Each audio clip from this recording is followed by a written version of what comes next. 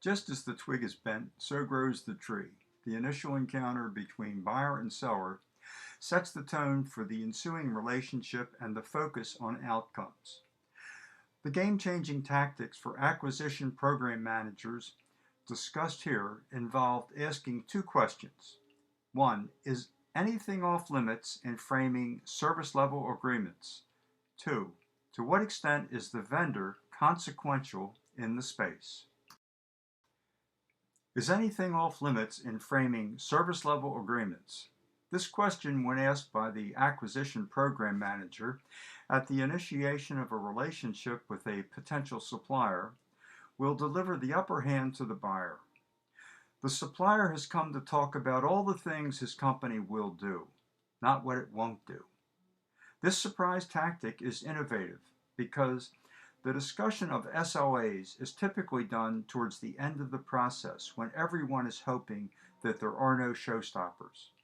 Forcing the discussion to the beginning will cut to the chase in revealing the soft spots and vulnerabilities in the seller products and operations. As a result, subsequent discussions between buyer and seller will have a heightened degree of essentiality.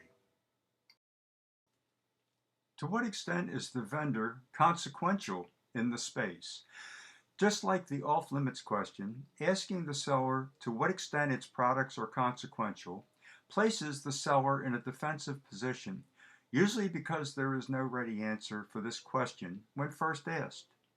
The degree to which a seller is consequential is a function of the degree to which the seller projects power in the space. For example, does the seller exert its will within the open source standards community? The seller delivers a force multiplier. For example, does the seller deliver a 60 to 90% cost savings? Being consequential as a seller means being able to deliver the following question to the benefit of the buyer. How is the projection of power and delivery of a force multiplier reflected in the SLA commitment?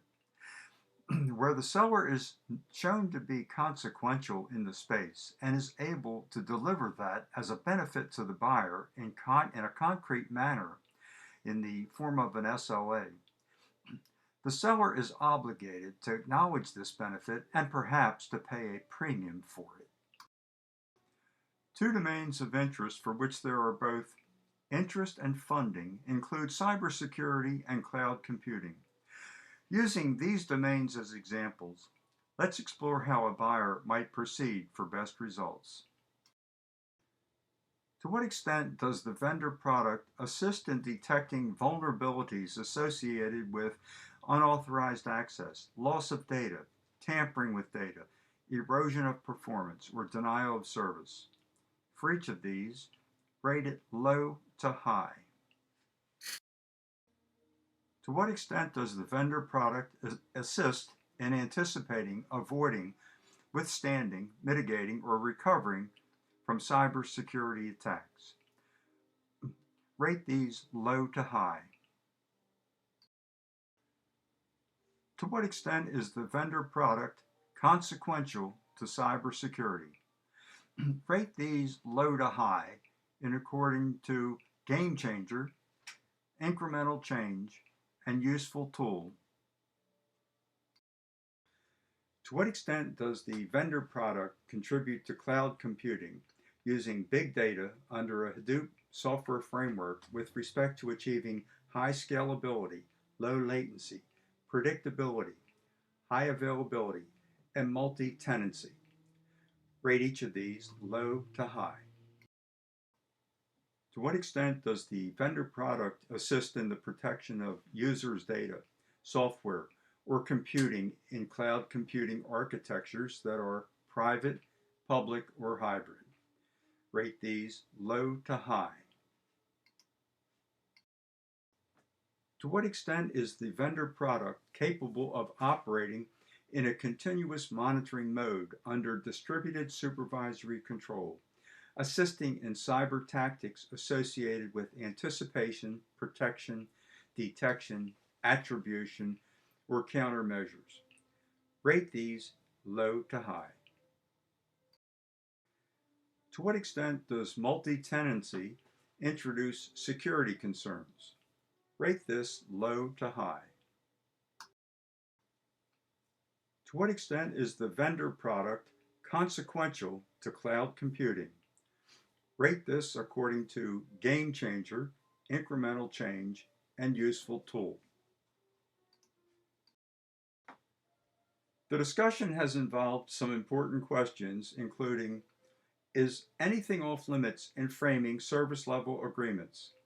To what extent is the vendor consequential in the space? How is the projection of power and delivery of a force multiplier reflected in the SOA commitment?